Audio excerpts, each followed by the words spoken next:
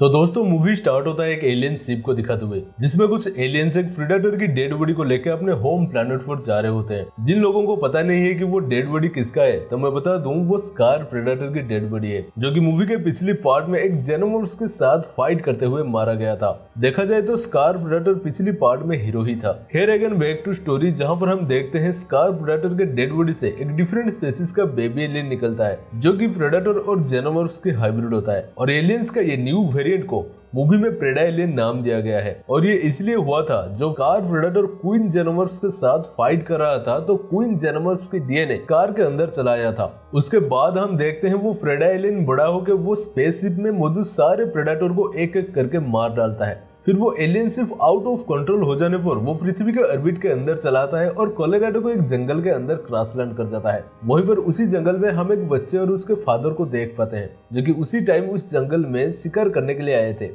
वो दोनों ये सब देखने के बाद फौरन उसी स्पॉट में चले जाते हैं जहां पर वो एलियन शिप क्रॉसलैंड हुआ था। वो वहां पर जाके फील करते हैं यहाँ पर कुछ ना कुछ तो गड़बड़ है। फिर वो दोनों बाप बेटे वहां से भागने लगते हैं, लेकिन तभी कुछ फेस हगर्स उनके पीछे पड़ जाते हैं और कुछ ही दूरी में उन दोनों को इन्फेक्ट भी कर देते हैं। जहाँ पर हम देखते हैं कुछ जेनोमॉर्फ्स उनके पेट को चीरते हुए बाहर निकल आते हैं, लेकिन यहाँ पर एक प्रेडेटर मरते मरते इन सारे इंसिडेंट को लेके एक सिग्नल भेज देता है, ताकि उनके होम प्लैनेट से और एक प्रेडेटर आके इन सारे एलियंस को मार दे, नहीं तो ये पूरी पृथ्वी को ही खत्म कर देंगे। इसी के साथ सीन शिफ्ट हो जाता है कोलोराडो सिटी के अंदर, जहां पर हम मूवी के कुछ लीड कैरेक्टर्स को देख पाते हैं। पहले तो हम डेलेस नाम के एक बंदे को देख पाते हैं, जो कि जेल से अपने सजा काट के आ रहा था। उसी वक्त हम एक पुलिस ऑफिसर को भी देख पाते हैं, जो कि डेलेस का काफी अच्छा फ्रेंड होता है और जिसका नाम था एडी। यहाँ पर एडी डेलेस को पिकअप करता है और उसके घर पर छोड़ने के लिए चला जाता है। उसके बाद हमें रिकी नाम के एक बंदे को दिखाया जाता है, जहाँ पर वो एक पिज्जा डिलीवरी के कंपनी में काम किया करता था। दरअसल रिकी डेलेस का ही छोटा भाई था। एक दिन उसके कंपनी की तरफ से उसको एक एड्रेस पर पिज्जा डिलीवरी करने के लिए कहा जाता है। जब रिकी उस एड्रेस पर पिज्जा लेके पहुंचता है, तो हम वहां पर एक लड़की को देख पाते हैं, जिसके नाम जेसी होती है।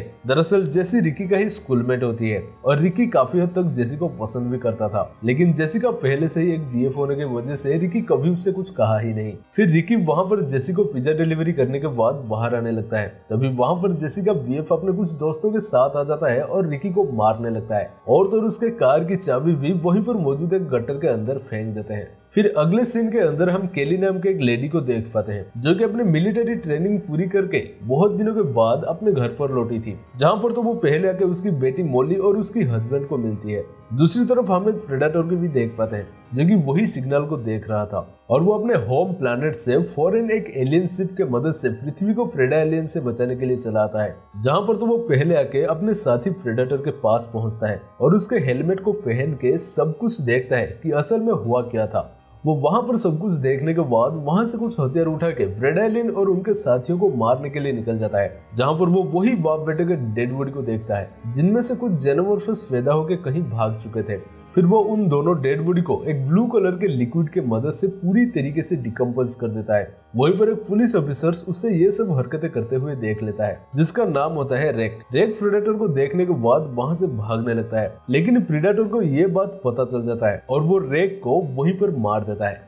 अगले सुबह रेक को ढूंढते हुए एडी अपने टीम के साथ उसी जंगल में पहुंच जाता है, जहां पर उसको रेक की डेड बॉडी एक पेड़ पर हैंगिंग पोजीशन में मिलता है और रेक की खाल भी पूरी तरीके से उसके बॉडी से अलग कर दिया गया था। पता नहीं प्रेडेटर ने ऐसा क्यों किया था। एडी फौरन रेक के डेड बॉडी को फोरेंसिक लैब में भेज देता है, जहां पर डॉक्टर एडी को बोलता है ये कोई इंसान का काम नहीं हो सकता है, क्योंकि इतनी करेक्टली एक बॉडी से स्किन को अलग करना इम्पॉसिबल है। एडी ये सब बातें सुनने के बाद सोच में पड़ जाता है कि आखिरकार सिटी के अंदर ये सब हो क्या रहा है।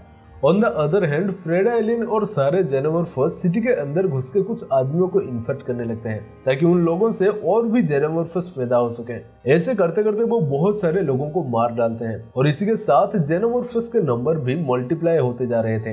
अगेन सीन शिफ्ट होता है रिकी के ऊपर, जहां पर वो सारे बातें आके उसके भाई यानी डेलेस को बोलता है कि कैसे उन लोगों ने उसको मारा और उसके कार की चाबी को एक गटर के अंदर फेंक दिए। फिर उसी रात को वो दोनों भाई मिलके उस गटर के अंदर जाते हैं उस कार की चाबी को ढूंढने के लिए। वहां पर डेलेस कुछ अजीब चीजों को नोटिस करता है, जो कि वहां पर नहीं होना चाहिए था। दरअसल वहां पर सारे जेनोमॉर्फ्स मौजूद थे, लेकिन तभी रिकी को चाबी मिल जाने पर वो दोनों उसके ऊपर ज्यादा फोकस ना करते हुए वहां से बाहर निकल आते हैं। अगर वो दोनों और कुछ टाइम अंदर रहते तो वो भी जेनोमॉर्फ्स के शिकार बन जाते। फिर हम अगले सुबह का सीन को देख पाते हैं, जहाँ पर डेलस एक रेस्टोरेंट में बैठ के कॉफी पी रहा होता है। उसी रेस्टोरेंट पर रेक की बीवी भी वेटर का काम कर रही थी। फिर वहाँ पर एडी आके पहुँचता है। रेक की बीवी उसे देखते ही रेक के बारे में पूछने लगती है, लेकिन एडी उसे कुछ भी नहीं बताता है क्योंकि उस वक्त वो प्रेग्नेंट होती है। फिर रेक की बीवी वहां से चले जाने के बाद एडी सारे बातें डेलस को बोलता है कि रेक अभी इस दुनिया में नहीं रहा है। फिर सीन शिफ्ट हो जाता है फ्रेड आइलैंड के ऊपर, जहाँ पर वो फ्रेड आइलैंड का पीछा करते करते उसी गट्टर के अंदर पहुंच जाता है और वहां पर बहुत सारे जेनोमॉर्फस को ढूंढ के मार देता है, लेकिन उसे वहां पर फ्रेड आइलैंड नहीं मिलता है। दरअसल फ्रेड आइलैंड के अंदर प्रेडेटर की डीएनए मौजूद होने की वजह से वो प्रेडेटर की हर एक प्लान को समझ पा रहा था। फिर वहां से कुछ जेनोमॉर्फस गट्टर से बाहर आके यहाँ वहां भागने लगते हैं और रास्ते में जिस किसी को भी पाते थे वो उन सारे लोगों को मारते जा रहे थे। ऐसा करते करते प्रेड आइलैंड और कुछ जेनोमॉर्फस उसी रेस्टोरेंट पर पहुंच जाते हैं जहां पर रेक की बीवी काम कर रही थी। उस वक्त वहां पर सिर्फ 2 आदमी मौजूद थे, एक रेक की बीवी और दूसरा एक कुक। प्रेड आइलैंड जाके उन दोनों को वहीं पर मार देता है और वहां से भाग जाता है। प्रेडेटर भी उसके पीछा करते करते वहीं पर पहुंच जाता है, लेकिन वहां पर भी उसे प्रेड आइलैंड नहीं मिलता है। ऐसा करते करते जेनोमॉर्फस सारे सिटी के अंदर फैल जाता है और सारे लोगों को मारने लगते हैं, यानी सारे लोगों को इन्फेक्ट करने लगते हैं और उनके क्वांटिटी को मल्टीप्लाई करते जा रहे थे। तभी वोडी के बीवी अपने हस्बैंड और बेटे के बारे में पूछने के लिए रेक के बीवी को मिलने के लिए उसी रेस्टोरेंट पर पहुंचती है। वो वहां पर पहुंच के देखती है रेक के बीवी के पेट को चीरते हुए कुछ बेबी एलियंस बाहर निकल रहे हैं। ये सब देख के वो फौरन वहां से भाग जाती है और एक्सीडेंटली एडी उसको रास्ते में ही मिल जाता है। वो वहां पर एडी को सारे किस्सा बताती है। फिर एडी अपनी टीम को लेके उसी रेस्टोरेंट के तरफ निकल पड़ता है। अगेन हमें दिखाया जाता है रिकी को, जहाँ पर जैसी रिकी को मिलके कहती है मैं अपने बीएफ को जल्दी ही छोड़ने वाली हूँ, और साथ में वो रिकी को माफी भी मांग रही थी उस दिन उसके बीएफ के हरकत के वजह से। साथ ही रिकी को बोलती है क्या आज हम रात को हमारे स्कूल के स्विमिंग पूल पर मिल सकते हैं। दरअसल जेसी भी रिकी को कहीं ना कहीं चाहने लगी थी। रिकी ये सब सुन के काफी ज्यादा खुश हो जाता है क्योंकि वो जेसी को पहले से ही चाहता था। फिर वो दोनों वहां से चले जाते हैं। फिर हम उसी नाइट सीन को देख पाते हैं जहाँ पर रिकी और जेसी स्कूल के अंदर अपने पर्सनल टाइम स्पेंड कर रहे थे, लेकिन तभी जेसी की बीएफ अपने दोस्तों के साथ वहां पर पहुंच जाता है और रिकी को मारते मारते उसी स्विमिंग पूल के अंदर सारे गिर जाते हैं। तभी वहां पर एक जेनोमॉर्फस आके उनमें से 1-2 लोगों को मार देता है। तभी उसी वक्त वहां पर प्रेडेटर भी पहुंच जाता है और उस जेनोमॉर्फस को जान से मार देता है। उसी का फायदा उठा के जेसी, रिकी और जेसी की बीएफ भी वहां से भाग जाते हैं और वो लोग डायरेक्ट उसी रेस्टोरेंट में पहुंच जाते हैं जहां पर एडी और डेलिस छानबीन कर रहे थे। वहां पर रिकी डेलिस और एडी को सारे किस्सा बताता है कि कैसे वहां पर हमें एक अजीब सी क्रिएचर को देखा है और तो वहां पर उस क्रिएचर ने हमारे कुछ दोस्तों को भी मार दिया। ये सब सुनने के बाद डेलिस और एडी फौरन स्कूल के अंदर पहुंच जाते हैं।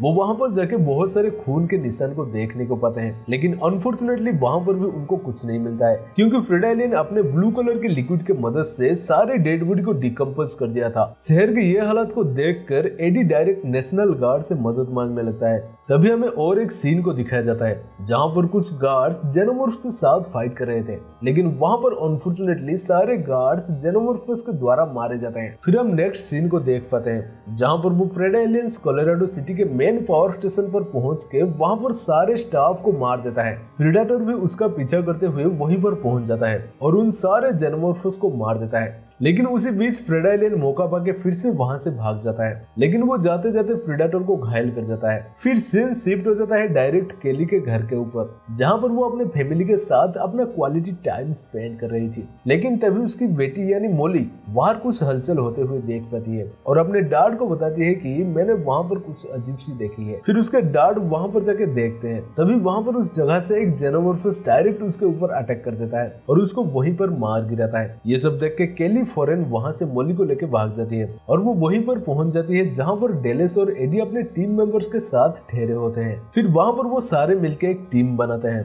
और इस सिटी से बाहर निकलने के लिए सोचते हैं, लेकिन तभी वहां पर प्रेडेटर आ जाता है और वो डेलिस को वहीं पर उल्टा टांग देता है। वो ऐसा इसलिए करता है ताकि फ्रेड आइलैंड डेलिस को देख के उसको मारने के लिए आए और उसी वक्त प्रेडेटर उसको मार दे। तभी डेलिस को मारने के लिए एक जेनोमॉर्फस वहां पर आ जाता है और डेलिस को मारने ही वाला था कि तभी प्रेडेटर उस जेनोमॉर्फस जेनोमॉर्फस को मार देता है और वो सारे लोग प्रेडेटर को देख के वहां से एक कार की मदद से भाग जाते हैं। वो सारे लोग जाके वहीं पर पहुंच जाते हैं जहां पर फ्रेड एलियंस उन सारे गार्ड्स को मार दिया था। वहां पर एडी उनके रेडियो सिग्नल से डायरेक्ट आर्मी हेडक्वार्टर से बात करता है और उन लोगों को यहाँ से रेस्क्यू करने के लिए कहता है। फिर उन सारे लोगों को सिटी के सेंटर पर पहुंचने के लिए हेडक्वार्टर्स के तरफ से कहा जाता है और साथ में कहा जाता है वहां पर एक हेलीकॉप्टर भी आ रहा है आप सभी लोगों को रेस्क्यू करने के लिए। फिर सारे लोग वहां से टैंक में बैठ के सिटी के सेंटर पॉइंट पर जाने लगते हैं, लेकिन आधे रास्ते में केली टैंक को रोक देती है और सारे टीम मेंबर्स को कहती है शायद हमें मिलिट्री गुमराह कर रही है। अगर हम उनके कहने के अकॉर्डिंगली सिटी के सेंटर पर चले जाएंगे तो वहां पर हमें चारों तरफ से एलियंस घेर लेंगे और सारे हम वहीं पर मारे जाएंगे, क्योंकि अभी सारे एलियंस सिटी के सेंटर पर ही मौजूद होंगे और अगर हम वहां पर जाएंगे तो सारे एलियंस हमें चारों तरफ से घेर लेंगे। और साथ में ये भी बोलती है कि सिटी से बाहर जाने के लिए और एक जगह है और वो है सिटी के मेन हॉस्पिटल जहां पर एक हेलीकॉप्टर है और हम उस हेलीकॉप्टर के मदद से बाहर निकल सकते हैं। तभी एडी उसको रिप्लाई में बोलता है नहीं, हमें वही करना चाहिए जो ऑर्डर हमें ऊपर से मिला है, वो हमें बचाने के लिए जरूर आएंगे। तभी वहां पर पीछे से कुछ लोग उसी रास्ते से सिटी के सेंटर के तरफ जा रहे थे। वो लोग इन लोगों को देख के वहां पर रुकते हैं और उनके बीच डिसाइड होने लगता है कि कुछ लोग सिटी के सेंटर पर जाएंगे और कुछ लोग हॉस्पिटल में जाएंगे। फिर डेलस, रिकी, केली, जेसी और उनके साथ और भी कुछ लोग उसी टैंक से हॉस्पिटल की तरफ जाने लगते हैं और एडी दूसरे टीम के साथ सिटी के सेंटर पर जाता है। डेलस के टीम हॉस्पिटल पर पहुंचने के बाद वो वहां पर बहुत सारे डेड बॉडी को देखने को पाते हैं जो कि पहले से उन सारे एलियंस का शिकार हो चुके थे और उनके पेट से बहुत सारे जेनोमॉर्फस बाहर निकल के वहां से भाग चुके थे। वो लोग फौरन समझ जाते हैं कि पूरी की पूरी हॉस्पिटल खतरे से खाली नहीं है।